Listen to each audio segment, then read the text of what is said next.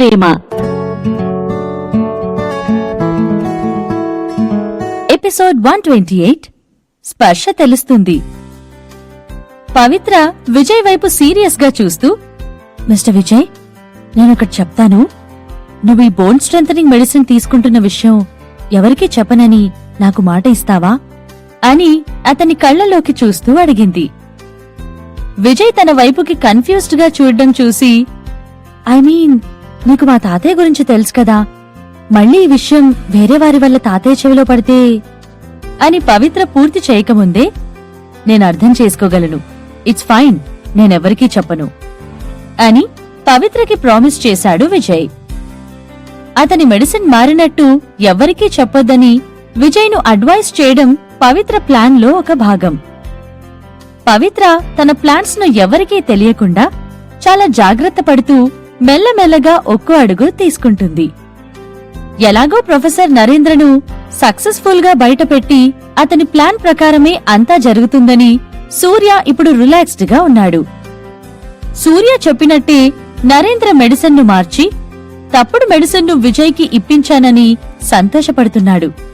అతను వచ్చి విజయ్ కండిషన్ ను చెక్ చేయడం లేదు కాబట్టి అతని ఆటలను అంతం చేయడానికి పవిత్రకి ఇదే మంచి సమయం. విజయ్ జీవితంలో ఇంకెప్పుడూ నడవకూడదు అన్న ప్లాన్ లో సూర్య ఉన్నాడు. పవిత్ర అతని ప్లాన్స్ నే యూజ్ చేసుకుంటూ వాటితోనే సూర్య దిమ్మ తిరిగిపోయేలా చేసే ఆలోచనలో ఉంది.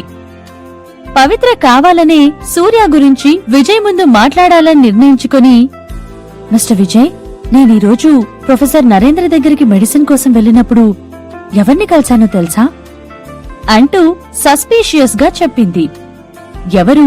ఎవరిని కలిశావు అని విజయ్ అడగ్గానే, మీ అన్నయ్య సూర్యను కలిశాను అంటూ పవిత్ర బదులిచ్చింది. సూర్య పేరు వినగానే విజయ్ కొంచెం నర్వస్ గా కనిపించాడు. ఫేక్ స్మైల్ ను చూపిస్తూ, ఓ అవునా, నీతో ఏదైనా మాట్లాడా అని అడిగాడు. పవిత్రతో తన అన్నయ్య సూర్య ఏదైనా అనవసరపు మాటలు మాట్లాడి తనను హర్ట్ చేశాడేమో అని విజయ్ కంగారుపడ్డాడు. లేదు, నాతో ఏం మాట్లాడలేదు. బట్ మీ అన్నయ్యకి నీ మీద చాలా ప్రేమ ఉన్నట్టుంది. నీ గురించే ప్రొఫెసర్ నరేంద్ర గారితో చాలాసేపు మాట్లాడడం విన్నాను అని పవిత్ర చెప్పింది. సూర్య అతని మెడిసిన్ ను మార్చాలని చూసిన విషయాన్ని, అతని మనసులో ఉన్న బ్యాడ్ ఇంటెన్షన్స్ గురించి విజయ్కి చెప్పాలని పవిత్ర అనుకోలేదు. నిజం చెప్పి విజయ్ మనసును కష్టపెట్టడం కన్నా నిజాన్ని దాచిపెట్టి అతనికి ఎలాంటి హాని కలగకుండా చూసుకోవడమే మంచి నిర్ణయమని భావించింది పవిత్ర. కాని సూర్య ఎప్పుడూ ఎలాంటి ప్లాన్తో విజయ్కి హాని చెయ్యాలని చూస్తాడో పవిత్ర తెలుసుకుని దాన్ని అడ్డుకోవడమనేది చాలా కష్టమైన పని. ఇదంతా జరగకూడదు, విజయ్ ఎప్పుడూ సేఫ్గా ఉండాలంటే ఈ విషయం స్వయంగా అతనికి తెలియాలి. పవిత్ర చాలాసేపు ఆలోచించిన తరువాత ఇప్పుడే విజయ్కి డైరెక్ట్ గా చెప్పడం కరెక్ట్ కాదని అనుకుంటుంది. ఆ నిజం విజయ్ మనసును ఎంతలా బాధిస్తుందో పవిత్ర అర్థం చేసుకోగలదు. ఏదేమైనా అతని పక్కన పవిత్ర ఉన్నంతకాలం విజయ్కి ఎలాంటి కష్టం రాకుండా ఆమె చూసుకోగలదు. ఇక సూర్య విషయంలో విజయ్ను జాగ్రత్తగా ఉండమని చెప్పడం కన్నా పవిత్ర ఇంకేం చెప్పలేదు. కాని సూర్య గురించి ఎప్పుడు మాట్లాడినా ఆలోచించి మాట్లాడాలని, ఎట్టి పరిస్థితుల్లోనూ విజయ్ బాధపడే విషయాలు చెప్పకూడదని డిసైడ్ అయ్యింది. సూర్య గురించి మాట్లాడుతుంటే విజయ్ ముఖంలో ఏదో తెలియని బాధ కనిపిస్తుంది. అయినా దాన్ని దాచిపెడుతూ, అవును, మా అన్నయ్య ఎప్పుడూ నా గురించి ఆలోచిస్తూనే ఉంటాడు. నాకు కారు యాక్సిడెంట్ జరిగినప్పటి నుండి నా గురించి వర్క్ ను వదిలి మరీ స్పెషల్ కేర్ తీసుకుంటున్నాడు. నేనన్నయ్యకి చాలా రుణపడి ఉన్నాను అని చెప్పాడు. అతని అన్నయ్య చాలా స్ట్రాంగ్ పర్సన్ అని విజయ్ ఫీల్ అయ్యాడు. వర్క్ విషయంలో, కంపెనీ మ్యాటర్లో కొన్ని డిసగ్రిమెంట్స్, తగాదాలు తప్పితే అతనికి అతని అన్నయ్యకి చాలా మంచి బాండ్ ఉందని, సూర్య అతన్ని చాలా ప్రేమగా చూసుకుంటున్నాడని విజయ్ అనుకుంటున్నాడు.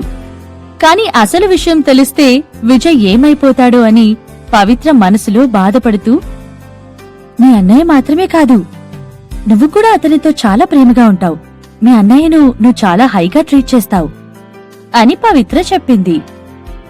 ఒకవేళ వీలైతే నాకు నిజంగా గ్లోబల్ రేడియంట్ ఎంటర్టైన్మెంట్ ను అన్నయ్యకి హ్యాండోవర్ చేయాలనుంది.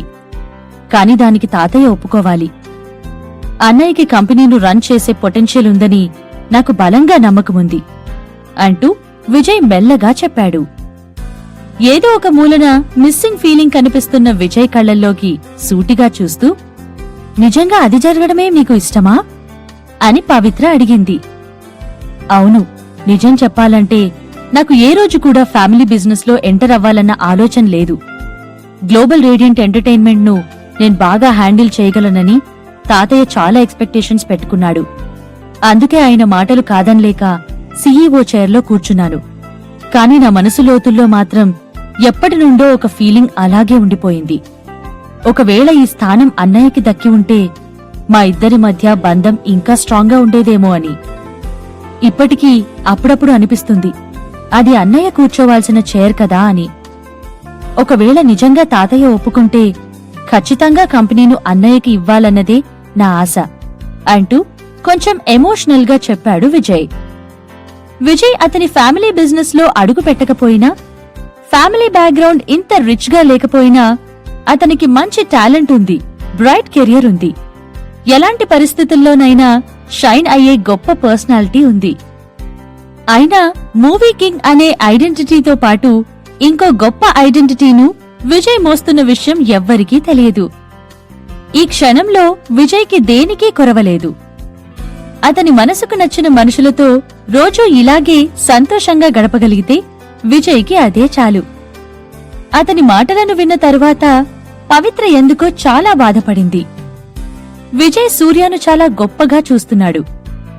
ఒక రోల్ మోడల్ గా తీసుకుని అతన్ని పూర్తిగా నమ్ముతున్నాడు. ఈవెన్ గ్లోబల్ రేడియంట్ కంపెనీని కూడా ఇవ్వడానికి సిద్ధంగా ఉన్నాడు. కాని సూర్య మాత్రం అతని స్వార్థాన్ని చూసుకుంటూ విజయ్కి వెన్నుపోటు పొడవడానికి సిద్ధపడ్డాడు. పవిత్ర ఇదంతా తట్టుకోలేకపోయింది. ఏదో ఒక రోజు విజయ్కి అసలు నిజం తెలిస్తే అప్పుడు విజయ్ పరిస్థితి ఏంటి? ఆ ముక్కలైన మనసును ఎలా ఓదార్చాలి? ఆ సంఘటనతో విజయ్కి ప్రతి ఒక్కరి మీద నమ్మకం పోతే ఎలా అన్న ఆలోచనలకు పవిత్ర చాలా కంగారు పడుతుంది. పవిత్ర తన ముఖంలో విజయ్ పరిస్థితి గురించి కనిపిస్తున్న కంగారును, బాధను దాచుకుంటూ, నువ్వు చెప్పింది నిజమే. మేబీ సీఈఓ విజయ్ కన్నా నువ్వు సినీ స్టార్ ఎల్విస్ లాగే బాగా సెట్ అవుతావు. బిగ్ స్క్రీన్ తోనే నువ్వు ఇంకా షైన్ అవుతావు అని బదులు ఇచ్చింది. విజయ్ లాంటి గొప్ప యాక్టింగ్ స్కిల్స్, టాలెంట్ ఉన్న వ్యక్తి ఎంటర్టైన్మెంట్ సర్కిల్లో ఉండకపోవడం ఇండస్ట్రీకే పెద్ద లాస్ అని పవిత్ర నమ్ముతుంది. ఎల్విస్, మళ్లీ ఆ పేరును అందరి నోటా వింటానన్న ఆశ తగ్గిపోయింది. ఒకప్పటిలాగా ఉండలేనేమో అన్న భయం రోజురోజుకి పెరుగుతోంది అంటూ బాధగా తలను కిందకి వేసుకుని చెప్పాడు. అతని కళ్ళు బాధతో నిండిపోయినా ఒక సాడ్ స్మైల్ను పెదాలకు అతికించుకుని పవిత్ర వైపు చూశాడు విజయ్. ఎందుకిలా అనుకుంటున్నావ్ అని విజయ్ కాళ్ల మీద తన చేతులను పెట్టి అతని వైపుకి క్లోజ్గా నిలబడింది పవిత్ర. విజయ్ ఆమె వైపు చాలా ఆశ్చర్యంగా చూశాడు. పవిత్ర విజయ్ కళ్లలోకి సూటిగా ఒక్క క్షణం వరకు చూసి కొంచెం ఎమోషనల్ గా ఫీల్ అవుతూ, మిస్టర్ విజయ్, నువ్వు నిజంగా చాలా కష్టపడుతున్నావు. పైన ఒకడుంటాడు, అతనికి తెలుసు మనం బయటికి చూపించకుండా ఎంత బాధపడుతున్నామో. ఖచ్చితంగా నీ హార్డ్ వర్క్ కి తగ్గ ఫలితాన్ని అందిస్తాడు. నువ్వు తొందరలోనే మళ్లీ నడవగలుగుతావన్న నమ్మకం నాకుంది. ఆ రోజు నువ్వు మళ్లీ తలెత్తుకుని బిగ్ స్క్రీన్ కి మూవీ కింగ్ ఎల్విస్ లాగా వెళ్లాలన్నదే నా ఆశ అని చెప్పింది. విజయ్ వాళ్ల ఐ కాంటాక్ట్ ను బ్రేక్ చేయకుండా చూస్తూ, నీకు నేను యాక్టింగ్ కెరియర్ ను కంటిన్యూ చేయాలనుందా అని అడిగాడు. నువ్వు యాక్ట్ చేయాల్సిన అవసరం లేదు. మ్యూజిక్ ను కంపోజ్ చేయడం, పాటలను పాడడం కంటిన్యూ చేస్తే నేను చాలా హ్యాపీగా ఫీల్ అవుతాను. నువ్వు నిజంగా జీనియస్ అండ్ టాలెంటెడ్ అని నీకు తెలుసా?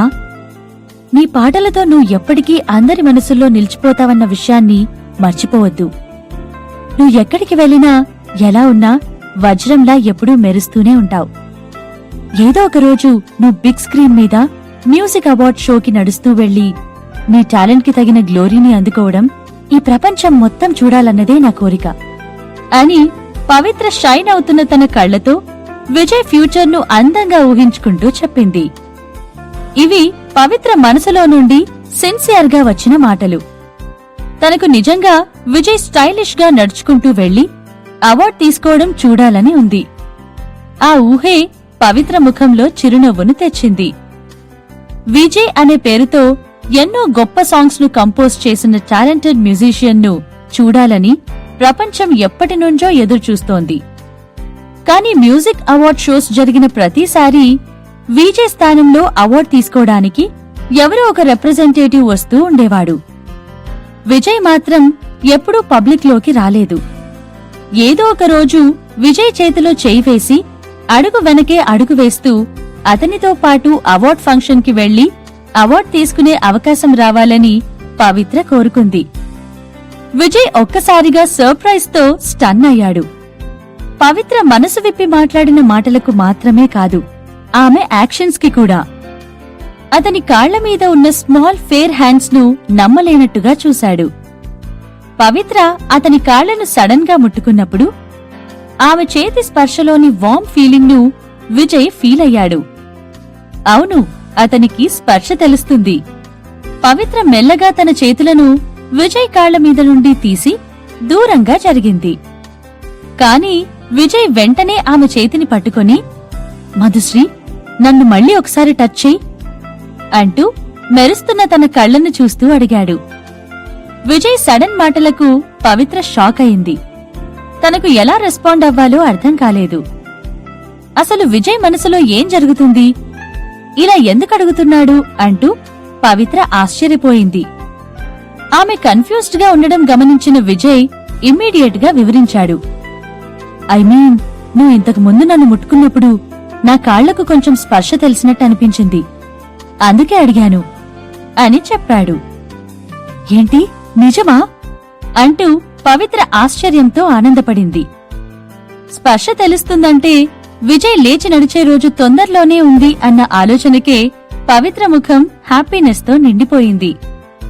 తను విజయ్ కన్నా ఎక్కువగా ఎక్సైట్ అవుతూ అతని కాళ్లను తన వేళ్లతో ప్రెస్ చేస్తూ, ఇప్పుడేమైనా తెలుస్తుందా అని అడిగింది. కాని ఈసారి ఇంతకుముందు ఫీల్ అయిన వార్మ్త్ కనిపించలేదు. విజయ్ అతని తలను కిందికి దించుకొని బాధగా చూస్తూ, లేదు, ఎలాంటి ఫీలింగ్ లేదు, మేబీ నేనే అంతకుముందు అలా ఫీల్ అయినట్టున్నాను అని బదులు ఇచ్చాడు. అతని కళ్లను చూస్తూనే తన మనసులోని భావాలు పవిత్రకి అర్థమయ్యాయి. విజయ్ బాధను చూడలేక అతను బెటర్గా ఫీల్ అవ్వడం కోసం విజయ్ చూడనప్పుడు సడన్ గా అతని నుదుటి మీద చిన్నగా ముద్దు పెట్టి, మరి ఇప్పుడు అంటూ అడిగింది.